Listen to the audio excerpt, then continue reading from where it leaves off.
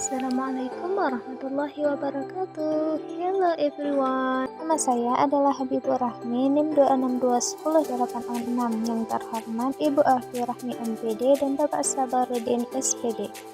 Tema kegiatan praktek diagnosa kesulitan belajar SDN 02 Auru Kuning, siswa kelas 6B inisial AS. Bab 1. Kegiatan diagnosa kesulitan belajar merupakan salah satu kegiatan bimbingan dan konseling untuk menganalisis data siswa yang mengalami kesulitan belajar.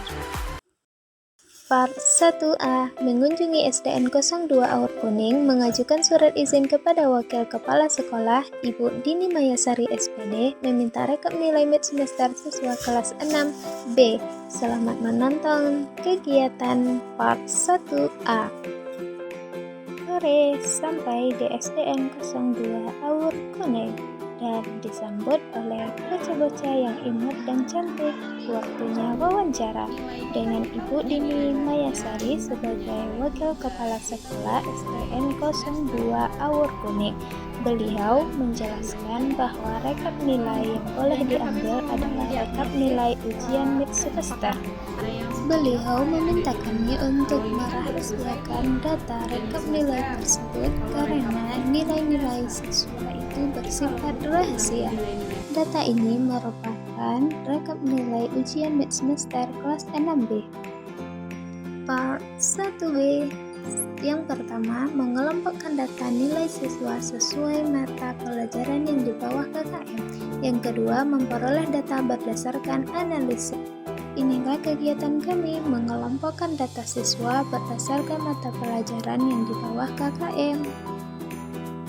Warna kuning menunjukkan 10 anak yang tidak tuntas di mata pelajaran PPKN. Warna merah menunjukkan 5 anak yang tidak tuntas di mata pelajaran Bahasa Indonesia. Warna oranye menunjukkan 8 anak yang tidak tuntas pelajaran matematika. Warna hijau menunjukkan 2 anak yang tidak tuntas pelajaran IPA. Yang warna biru ada 16 anak yang tidak tuntas di bidang IPS.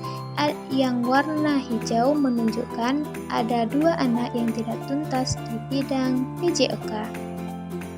Part 2A. 1. Membuat tabel untuk mengelompokkan salah satu siswa yang terkendala 5 mata pelajaran. Yang kedua, membuat grafik presentasi belajar. Ini bentuk grafik dan tabel. Part 2B. 1. Mendeteksi pada kawasan tujuan belajar dan bagian ruang lingkup bahan pelajaran manakah kesulitan belajar yang dialami oleh siswa. Ini merupakan soal dari 5 mata pelajaran yang di bawah KKM oleh siswa AS dan diinterpretasi di bagian manakah yang salah dan di bagian KD manakah anak mengalami kesulitan dalam mata pelajaran tersebut. Inilah hasilnya dibuat dalam bentuk tabel. Part 3A. Yang pertama, mengunjungi SDN 02 Aur Kuning. Yang kedua, melakukan kegiatan instrumen non-tes yang terdiri dari wawancara, observasi, umum, sosiometri, dan FKPM. Sampai. Inilah prestasi yang diraih oleh anak SDN 02 Aur Kuning. Menarik. Saya mengamati anak bermain dengan teman sebaya, bertanggung jawab membuang sampah di tempatnya. Ini adalah kegiatan anak di dalam kelas. Dia belajar berkelompok dan bisa bekerja sama dengan teman-temannya. Mereka sangat serius dalam mengerjakan tugas. Ini kegiatan anak di hari Jumat. Ini merupakan salah satu kegiatan anak dalam mengisi instrumen non-tes, yaitu sosiometri, dan ada 1 anak yang mengerjakan umum FKPMP. Ini menjelaskan bahwa saya wawancara dengan siswa, dengan orang tua, dengan wali kelas, dan guru mata pelajaran. Part 3B. 1. Menganalisis 3 data instrumen non-tes yang dilaksanakan oleh AS. Yang kedua, mengelompokkan data siswa ke dalam faktor internal maupun eksternal. Yang ketiga, rekap absen dalam 2 bulan. Ini merupakan data yang telah diisi oleh anak, yaitu umum, FKPNT, dan sosiometri, dan dapat diinterpretasikan bahwa hasil umum anak tidak percaya diri dan hasil FKPMP anak ini tidak tuntas 3 mata pelajaran, dan di bidang sosiometri anak ini tersisihkan. Berdasarkan hasil absen 2 bulan, anak tidak hadir 2 kali pertemuan karena sakit. Part 3C. 1. Mengunjungi rumah AS untuk melihat apakah data yang diperoleh sesuai fakta, baik itu faktor internal dan eksternal yang menjadi sebab AS sulit dalam belajar. Yang kedua, wawancara dengan orang tua perempuan AS. Yang ketiga, mengajak AS belajar sambil bermain. Berdasarkan hasil wawancara saya dengan orang tua AS, bahwa AS tinggal di kontrakan. Orang tua perempuannya bekerja sebagai tukang jahit, dan ayahnya bekerja sebagai seorang buruh tani. Dan orang tuanya mengaku bahwa dia sering nyinyir kepada AS.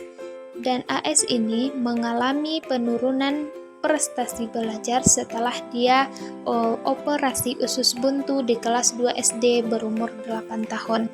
Orang tuanya menyatakan bahwa di TK dia sangat dipuji oleh gurunya karena daya tangkapnya sangat tajam. Tetapi saat kelas 2 setelah operasi usus buntu, AS ini mengalami penurunan prestasi belajar.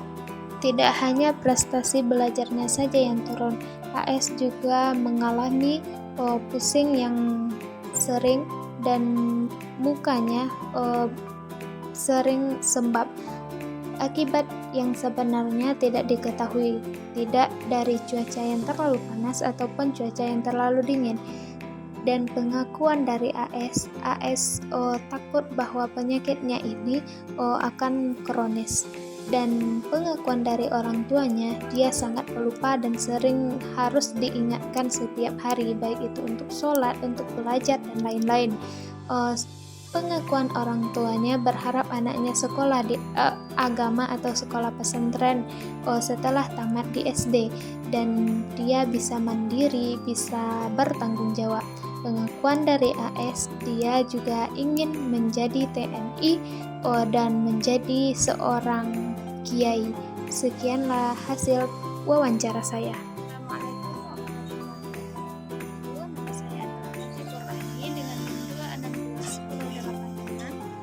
Saya sekarang berada di rumah Alvin untuk mengajak Alvin belajar sambil bermain.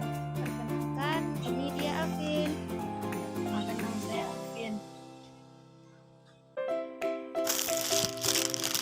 Baiklah, kami akan membahas tentang Pancasila dalam menerapkan nilai-nilai Pancasila kepada kehidupan sehari-hari.